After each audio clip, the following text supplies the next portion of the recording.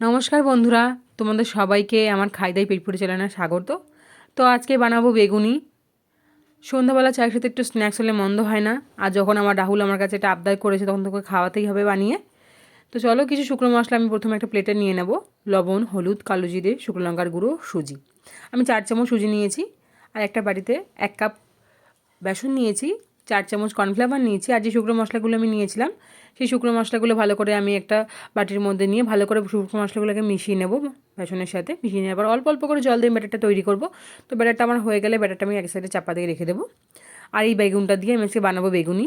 তো চলো বেগুনটা প্রথমে ধুয়ে নেওয়া যাক। ধুয়ে নিয়ে বেগুনটাকে আমি পাতলা পাতলা করে কাটবো। তার আগে আমি গ্যাসের পরে কড়াই বসিয়ে আমি তেল গরম করতে দিয়ে দিয়েছি। আর বেগুনটা আমি পাতলা পাতলা করে কেটে নিই। বেগুনটা কাটা হয়ে গেলে আমি আমার যে ব্যাটারটা বানিয়ে রেখেছি সেই ব্যাটারটার মধ্যে একটু গরম তেল দিয়ে দেব। আমি শুনেছি বড়দের মুখে যে এই যেই ব্যাটার বানানো হোক না কেন পকোড়ার জন্য, যেই পকোড়ার জন্যই হোক না কেন, আমি শুনেছি গরম তেল নাকি ব্যাটারের মধ্যে দিলে ব্যাটারটা যেই ব্যাটার দিয়ে যেই পকোড়াটা বানানো হবে সেটা খুব মুচমুচে হয়। তো আমি বড়দের কথা অনুযায়ী আমি রান্না করি। আমি তো রান্নাবান্না সেরকম একটা পারতাম না। আমি বড়দের কাছে শিখেছি, আমি আমার মার কাছ থেকে, আমার শাশুড়ির কাছ থেকে শিখেছি যা যা রান্নাবান্না। তো চলো এই যে বেগুনি দেখো তেলটা আমার গরম হয়ে গেছে। তেলের পরে আমি বেগুনিগুলো দিয়ে দেবো। তার আগে বলি, তোমরা কোথা থেকে আমার ভিডিওটা দেখছো অবশ্যই কমেন্টে জানিয়ে দিও। আর আমার ভিডিওতে কোথায় কী ভুল হচ্ছে প্লিজ ধরিয়ে দিও, কেন আমি যেহেতু রান্নাবান্না সেরকম একটা পারি না।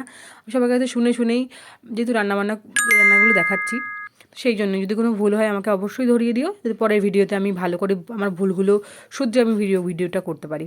তো সবাইকে থ্যাংক ইউ আমার ভিডিওটা দেখার জন্য। তো চলো সব বেগুনগুলো ভাজা হয়ে যাক, তারপরে আমি তোমাদেরকে দেখাচ্ছি কি আমার বেগুনগুলো কেমন লাগছে দেখতে।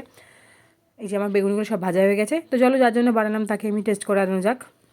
সেই দেখুক, সে খেয়ে বলুক কেমন হয়েছে।